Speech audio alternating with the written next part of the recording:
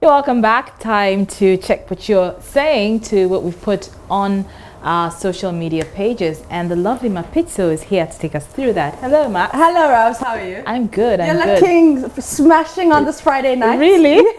You're looking brighter with all the yellow in your dress. Yeah, thank you. Join the conversation on Facebook, Twitter, and Instagram. We are Joy News on TV. Now, are you a Luma? Are you part of the Lumas? There's a new quick money scheme going viral in Ghana called Loom Money. Now with Loom Money, all you need to do is invest as low as 50 Ghana cedis and get 400 Ghana cedis in return. Loom Money Ghana is a pyramid scheme, just like a peer-to-peer money making scheme. So after investing the 50 Ghana cedis, you invite friends and family to join. So as more people join every day and everybody gets his or her 450 or 350. Now, a lot of people are giving testimonies that they've gotten their money back with the interest. So the Loom Money Ghana investment is working, apparently. But Ioko has described the new online investment scheme as a scam. Says the scheme is risky and has cautioned the general public against joining in the scheme. Now, Raps, yes. Are you a Luma? A Luma? No. Yeah. I mean, based on what we've seen with what happened to Men's Gold, no, I don't think so. Yeah. And I'm not that desperate. All right. Oh, sorry. All right, let's go to Facebook and see what you have to say. We'll start with Kofi Macho, who says Ghanaians have short memories. And I'm sure he's referring to Men's Gold as yes, well. Yeah. And Nana Kwame says Loom is not an online investment. Samuel Odro writes, since Loom is a scam, mine is a blessing Loom, and that moves faster and it's more secure than the ordinary Loom. Still, 50 for 400 in 48 hours. So people are still insistent. Wow. All right. Caleb Jr. says Ghanaians would continue and be hooked.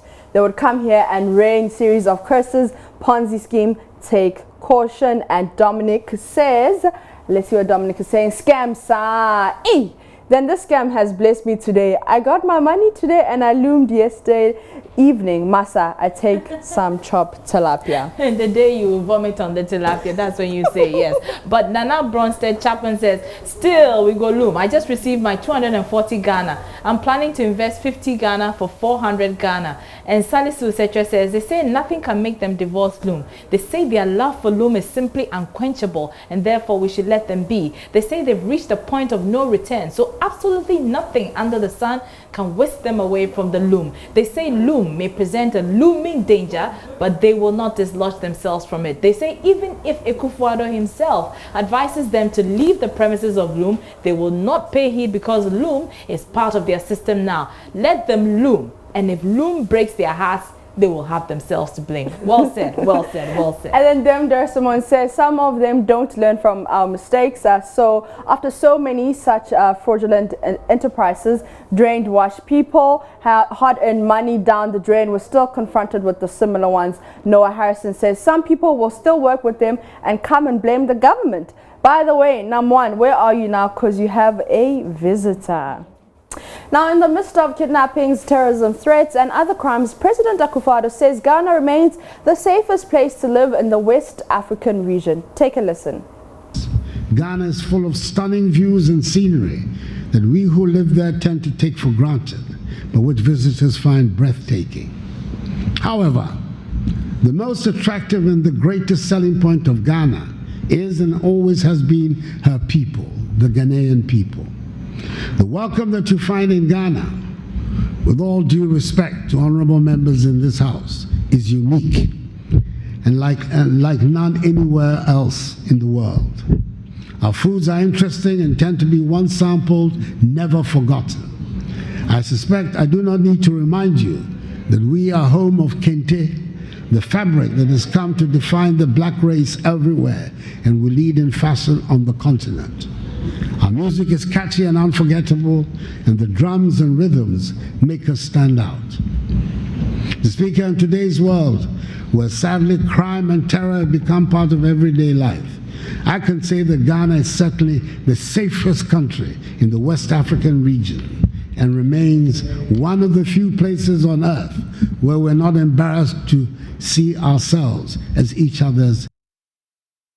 Now, does this reflect the reality on the ground? We've been asking you on our Facebook page. We'll start with Wellington, who says that it is true and we need our security to continue their good work and a lot more needs to be done. But Desmond also comes to say, not true, sir. Robberies, kidnapping, murders, high rates of accidents. Please present a clear policy and monitoring strategy to address these concerns to us, the ordinary citizens. Well, Rahman Wood is right. Say that to the blind followers. Very soon, someone powerful and far greater than you will hold you accountable for all the deceptive utterances. Amin Mohammed says, Mr. Promise, where's your promises? Okay. Dave says, hey, 3 Ghanaian kids got missing last year and we don't know their whereabouts. Instead of you to tell parents of those innocent kids and Ghanaians something better, you are saying Ghana is the safest country in the West Africa region. May God have mercy on you. And Aubrey Kanko says, give thanks to Loom. Samuel Pinto says, what has your government done about your own 3 citizens who got kidnapped last year? And Powell Chris says, most of the people saying Ghana is not safe, 99% of them have never traveled out of Ghana. Just travel to Cote d'Ivoire, Nigeria, Congo, Gabon, etc. You will realize that Ghana is very safe and crime is everywhere, even in Switzerland, which is amongst the safest country in the world. Prince Ajemang, perfectly true, and he agrees with the presidents. Now, social media users are changing their profile pictures to blue to express solidarity with protesters in Sudan in the wake of a brutal crackdown that killed dozens of people in the capital. Now, the blue wave has spread across various platforms via the hashtag Blue4Sudan on Twitter and Instagram as users attempt to honor the memory of one of the victims, Mohammed Mata, whose favorite color was reportedly blue. Now, the country's military rulers have reduced internet access, leading to what rights groups have described as a near total shutdown on June 10th, leaving protesters more detached from the outside world. Now, hundreds of protesters have been killed and abused by the Parliamentary Rapid Support Forces following the call for a faster transition to a democratic government. Hashtag Blue4Sudan has been trending on Twitter, and we'll be taking some of those tweets. Before hashtag Blue4Sudan, hashtag Sudan Massacre was trending, but we'll take hashtag Blue4Sudan right now.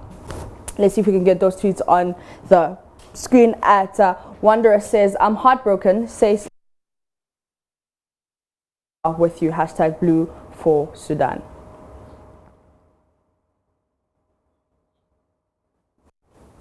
Now, this one is, okay, so this one says a selective empathy. All right. The Notre Dame fire, 0 were killed, 3 were injured, 1 empty building on fire, but the global response was intensive.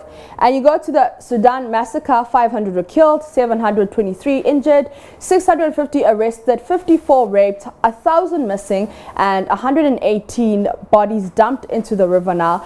But global response is 0. But let's see if we can get more tweets on hashtag Blue4Sudan. This one is from at 136pstar, who says Sudanese women are example of every strong person. Hashtag pray for Sudan. Hashtag Sudan massacre. And Denta Amantong says hashtag Blue4Sudan with that picture there. At the Meme Genie says, you don't need to be a Sudan national to raise a voice against this. They're trying to blacklist the internet to hide all the killings. Spread hashtag Blue4Sudan as much as you can to raise awareness about the massacre that's happening right now. Hashtag Sudan massacre, hashtag Sudan, hashtag Blue4Sudan. And the last tweet, she says, it is the time voices must be heard. Hashtag Blue4Sudan.